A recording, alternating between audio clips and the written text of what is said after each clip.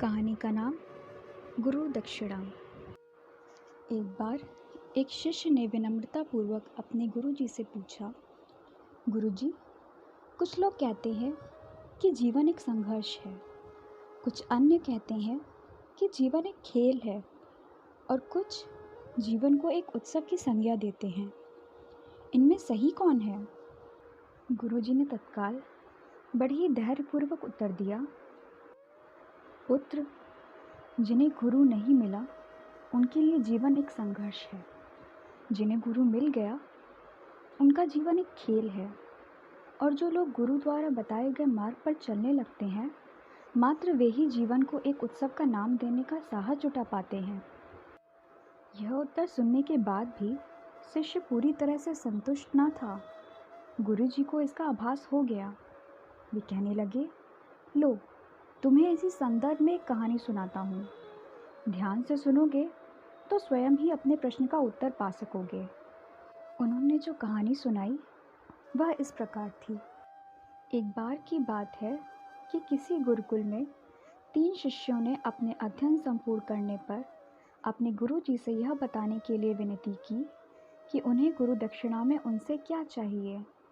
गुरु जी पहले तो मंद मंद मुस्कुराए और फिर बड़े स्नेहपूर्वक कहने लगे, मुझे तुमसे गुरु दक्षिणा में एक थैला भर के सूखी पत्तियां चाहिए, ला सकोगे?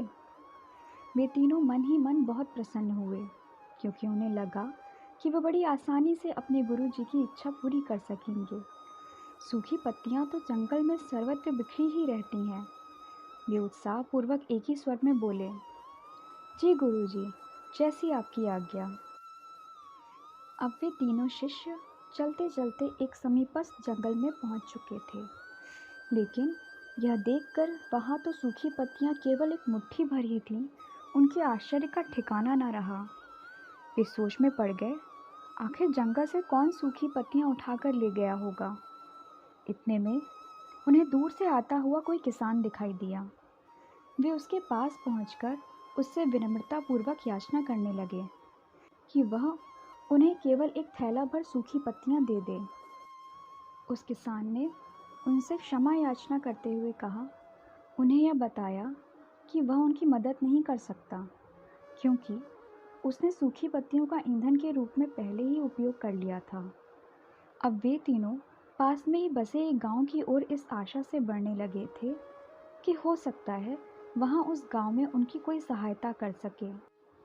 वहां पहुंचकर उन्होंने जब एक व्यापारी को देखा तो बड़ी उम्मीद से उससे एक थैला भर सूखी पत्तियां देने के लिए प्रार्थना करने लगे, लेकिन उन्हें फिर एक बार निराशा ही हाथ आई, क्योंकि उस व्यापारी ने तो पहले ही कुछ पैसे कमाने के लिए सूखी पत्तियों के दोने बनाकर बेच दिए थे।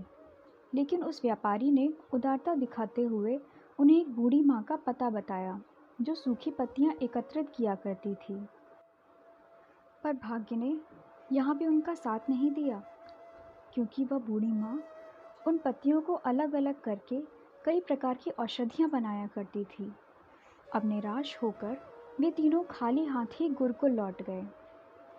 गुरुजी ने उन्हें देखते ही स्नेहपूर्वक पूछा, पुत्रों, ले आए गुरु दक्षिणा? तीनों ने सर झुका लिया। गुरुजी द्वारा दोबारा पूछे जाने पर उनमें से एक शिष्य कहने लगा, गुरुदेव, हम आपकी इच्छा पूरी नहीं कर पाए। हमने सोचा था कि सूखी पत्तियां तो जंगल में सर्वत्र बिखरी ही होंगी, लेकिन बड़े ही आश्चर्य की बात है कि लोग उनका भी कितनी तरह से उपयोग करते हैं। गुरुजी फिर से पहले की तरह मुस्कुराते हुए प्रेम पूर्वक बोले, निराश क्यों होते हो? प्रसन्न हो जाओ। और यही ज्ञान की सूखी पत्तियां भी व्यर्थ नहीं हुआ करती, बल्कि उनके भी अनेक उपयोग हुआ करते हैं। मुझे गुरु दक्षिणा के रूप में दे दो। तीनों शिष्य गुरु जी को प्रणाम करके खुशी खुशी अपने घर की ओर चले गए। वह शिष्य जो गुरु जी की कहानी एकाग्र चित्त होकर सुन रहा था, अचानक बड़े उत्साह से बोला, गुरु जी, अब मुझे अच्छी तरह से ज्ञात हो गया है कि आप क्या कहना चाहते हैं।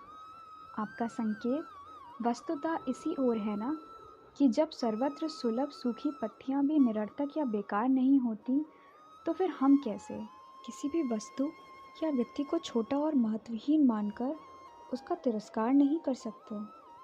चींटी से लेकर हाथी तक, सुई से लेकर तलवार तक, सभी का अपना अपना महत्व होता है। गुरुजी तुरंत बोले, हाँ पुत्र, मेरे कहने का भी यही तात्पर्य है कि जब हम किसी से मिलें तो उसे यथा योग्य मान देने का भरसक प्रयास करें, ताकि आपस में स्नेह, सद्भावना, सहानुभूति एवं सहिष्णुता का विस्तार होता रहे और हमारा जीवन संघर्ष के बजाय उत्सव बन सके। दूसरा, यदि जीवन को एक खेल ही माना जाए तो बेहतर यही होगा कि हम निर्विक्षेप, स्वस्थ एवं शांत प्रतियोगिता में ही भाग लें और अपने निष्पादन तथा निर्माण को ऊंचाई के शिखर पर ले जाने का अथक प्रयास करें। अब शिष्य पूरी तरह से संतुष्ट था। अंततः मैं यही कहना चाहती हूँ कि यदि हम मन, वचन और कर्म, इन तीनों ही स्तरों पर इस कहानी का मूल्यांकन करें तो यह कहानी खरी उतरेगी। सबके प्रति पूर्वाग्रह से मुक्त मन वाला व्यक्ति अपने वचनों से कभी भी किसी को आहत करने का दुस्साहस नहीं करता और उसकी यही ऊर्जा उसके पुरुषार्थ के मार्ग की समस्त बाधाओं को हर लेती है। वस्तुतः हमारे जीवन का सबसे बड़ा उत्सव पुरुषार्थ ही होता है, ऐसा विद्वानों का मत है। धन्यवाद।